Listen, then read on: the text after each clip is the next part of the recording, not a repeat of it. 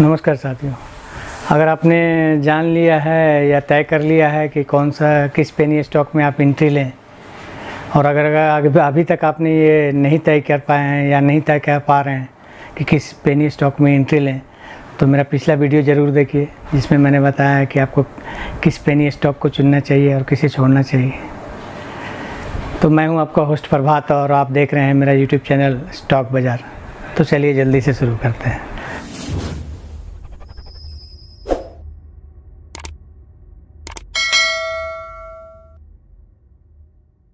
आपने किसी penny stock को आपने अगर सेलेक्ट कर लिया है कि हाँ अब मुझे इसमें एंट्री लेनी चाहिए, आपने जो पैमाने होते हैं उस पर आपने उसको अच्छे से चेक कर लिया है, उसको अच्छे से देख लिया है कि हाँ ये स्टॉक ठीक है मेरे लायक पेनी स्टॉक में एंट्री लेने लगे, तो आपको अब सबसे बड़ा सवाल होगा कि आप किस जगह पे एंट्री लें, कैसे एंट्री लें। तो इन्हीं सब सवालों पे आज बात करेंगे कि आखिर हमें पेनी स्टॉक में किस जगह एंट्री लेनी चाहिए, कहाँ पे लेनी चाहिए, कब लेनी चाहिए। तो जैसा कि आप जानते हैं कि पेनी स्टॉक का कोई टेक्निकल होता नहीं है, ना 52 week high, demand supply, moving average, ये सब आपको उस पेनी स्टॉक में काम नहीं आएंगे। चूँकि ये प्रमोटर बेस चलते हैं, अपर सर्किट लोअर सर्किट, तो इसमें आपको इस सब चीज़ों का कोई मतलब रह नहीं जाता है। तो इन सब टेक्निकल पे आपको नहीं जाना है, आपको बस 3 चीज़ का ख्याल रखना है। उसका स्टॉक कैसा चल रहा है, अपर सर्किट कितना कहाँ तक कितना % ऊपर भाग चुका है। उसके बाद आपको ध्यान देना है कि उस स्टॉक में क्या लोअर सर्किट कभी लगा है कि कंटिन्यू अपर सर्किट चल रहा है। और अगर अपर सर्किट चल रहा है तो अब आपको उसमें एंट्री लेनी है अपर सर्किट स्टॉक में। तो उसमें आप दो ही कभी कभी अपर सर्किट से कभी एक दिन कभी वो नीचे आते हैं, 1-2% नीचे आके फिर से अपर सर्किट लगता है, वहीं पे आपको एंट्री लेनी पड़ेगी। तब उस एंट्री को पकड़ने के लिए आपको क्या करना पड़ेगा, ये सब चीज़ बातें आपको ध्यान रखनी पड़ेगी।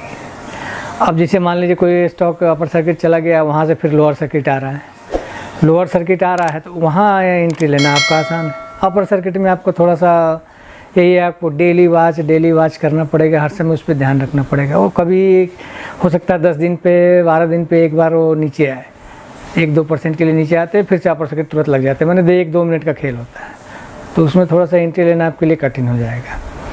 अब चूँकि कोई स्टॉक अपर सर्किट जाके फिर वहाँ से लोअर सर्किट में चलते हैं, उनमें 2 ही चीज़ें होता है, या अपर सर्किट या लोअर सर्किट। तो अगर अपर सर्किट के बाद लोअर सर्किट से स्टॉक आ रहा है तो वहाँ आपके लिए एंट्री लेना आसान है। तो आपको वहीं का एंट्री पॉइंट आपको जानना पड़ेगा। तो वहाँ के एंट्री पॉइंट जानने के लिए आपको बस और तो कुछ टेक्निकल देखना नहीं है, आपको बस वही देखना है दिन भर का क्या उसका चाल चल रहा है, उसका वॉल्यूम और ऑर्डर बुक, ये सबसे बड़े 2 आपके लिए सिलेक्शन का, जिसे स्क्रीमर लोग बोलते हैं सर। तो वही आपके 2 यही चीज़, वॉल्यूम और ऑर्डर बुक, इसी के आधार पे आपको एंट्री लेनी है वहाँ पे कि उस स्टॉक में अभी क्या वॉल्यूम चल रहा है। अगर लोअर सर्किट जा रहा है तो उसमें ऑब्वियसली सेलर ज़्यादा होंगे तो उसमें सेल वो स्टॉक नीचे जाता जाएगा, तो वहाँ पे एंट्री लेने का कोई तो बनता नहीं है। तो अब पता चला कि अब बात उठेगी तो फिर एंट्री कैसे लें, तो वहाँ आपको बस वही ऑर्डर बुक पे ही ध्यान देना है अब वॉल्यूम पे। अब क्या होता है, स्टॉक जैसे ऊपर से नीचे आएगा लोअर सर्किट करते हुए, एक जगह वो लोअर सर्किट खुलेगा, वो पक्का खुलेगा वो। तो जिस दिन लोअर सर्किट खुलेगा वहाँ से आपको वॉच करना शुरू करना है कि उस स्टॉक में कितने वॉल्यूम आ रहे हैं। अब इसे मान लीजिए स्टॉक ऊपर से नीचे आया, वहाँ से कंसोलिडेट होने लगता है। अगर कंसोलिडेट हो रहा है तो वो आपके लिए सबसे बेस्ट जगह है, क्योंकि कंसोलिडेट होने के बाद वो ऊपर ही जाएगा, ज़्यादा 90% चांस है कि कंसोलिडेट होकर वो ऊपर जाएगा अगर लोअर सर्किट के बाद खुलता है। तो अपर सर्किट के बाद कभी भी अपर सर्किट खुलने के बाद उस स्टॉक में एंट्री लेने की कोशिश नहीं करनी है जल्दी से। हमेशा ये देखना है कि जब तक वो आपको कभी भी ऑर्डर बुक लगा के या लिमिट ऑर्डर लगा के नहीं रखना है। जब भी आप अगर ऑर्डर लगाना चाहते हैं तो हमेशा उस अपर सर्किट से 3% नीचे का लिमिट ऑर्डर लगाइए, क्योंकि ये स्टॉक हमेशा ऊपर नीचे 2-3 बार दिन भर में होंगे, या तो ऊपर से नीचे आ जाएंगे लोअर सर्किट, या लोअर सर्किट तुरंत ऊपर चले जाएंगे अपर सर्किट में, फिर से 1 घंटे बाद पता चला कि लोअर सर्किट में आ गए, या फिर से 3% नीचे आके फिर से अपर सर्किट चले जाते हैं। तो सीधे ऊपर के ऑर्डर पे कभी भी ऑर्डर मत लगाइए अपर सर्किट प्राइस पे, हमेशा 2-3% नीचे लगाइए। एक्सक्यूट हुआ तो ठीक है, नहीं तो बहुत से स्टॉक है चुनने के लिए आपके पास स्टॉक मार्केट में। तो अब बात कर रहे थे कि हम लोग कंसोलिडेट अगर हो रहा है तो वो आपके लिए बेस्ट जगह होगा। यहाँ पे आपका यही ऑर्डर बुक और वॉल्यूम, यहाँ यही 2 पैमाने से आपको उस स्टॉक में एंट्री लेनी है। और ऑर्डर बुक देखिए, अगर आपको लगता है कि ऑर्डर बुक में बायर्स 70 और 50 का अगर रेशियो चल रहा है, मतलब कहने का मतलब कि बायर्स अगर 70% हो जाएं और सेलर 50% हो जाए तो आप उसमें एंट्री लीजिए। अब 50% सेलर हैं और 40% बायर हैं, 50% सेलर 50% बायर, ये जगह एंट्री लेना थोड़ा सा हो सकता है कि आप लॉस में आ जाए, या वहाँ से स्टॉक नीचे ही चला जाए पूरा लोअर सर्किट में, तो वहाँ एंट्री ना लें। हमेशा देखें फिर कम से कम 70% ऊपर बायर होने चाहिए, तब आप उस जगह पे एंट्री लीजिए। कभी भी अपर सर्किट चलते समय चलते स्टॉक में आपको एएमओ ऑर्डर नहीं लगाना है, क्योंकि एएमओ ऑर्डर जो होते हैं, मान के चलिए अगर अपर सर्किट स्टॉक चल रहा है तो बहुत हाई क्वांटिटी में लोग खरीदते हैं, जो उसमें प्रमोटर होते हैं, जो भी होते हैं वो हाई क्वांटिटी वाले होते हैं, तो उस क्वांटिटी में आप शायद ऑर्डर नहीं लगा पाएंगे, तो उसमें लगाने से आपको कोई फ़ायदा होगा नहीं। और आप एएमओ ऑर्डर लगा कर निश्चित में बैठ जाएंगे, पता चला कि कोई फ़ायदा नहीं हुआ, आपका ऑर्डर कैंसिल हो गया, फिर नया से स्टॉक दिन भर में एक बार नीचे आया चला गया ऊपर, आप देख नहीं पाएंगे। तो इस टाइप से करने से भी कोई मतलब नहीं होगा। अगर सबसे बड़ा चीज़ तो उसमें वही है कि आपको दिन भर वॉच रखना है सबसे पहला, और उसके बाद वो भी आपके पास टाइम नहीं है, तो एएमओ ऑर्डर लगाने से भी आपको कुछ खास फ़ायदा होगा नहीं। और कभी भी एएमओ ऑर्डर अगर आप लगाते भी हैं तो हमेशा स्टॉक अगर 10% चला गया है तो उस 10% के बाद अगले 10% पे आपको एएमओ ऑर्डर नहीं लगाना है ना, क्योंकि वहाँ से स्टॉक हो सकता है गिर जाए नीचे, तो उस अगले 10% को अवॉइड कीजिए। अगले 10% के बाद भी अगर 11% अगर स्टॉक ऊपर चल रहा है तो वहाँ एएमओ ऑर्डर लगाइए फिर 10% तक। अगर उसके बाद फिर 10% अगर चला गया, उसके बाद भी अगर नहीं मिल रहा तो फिर वहाँ 10% अवॉइड करिए, 10 नहीं तो कम से कम 5 तो ज़रूरी करिए। उसके बाद उस स्टॉक में एंट्री लेने के लिए आप सोचिए।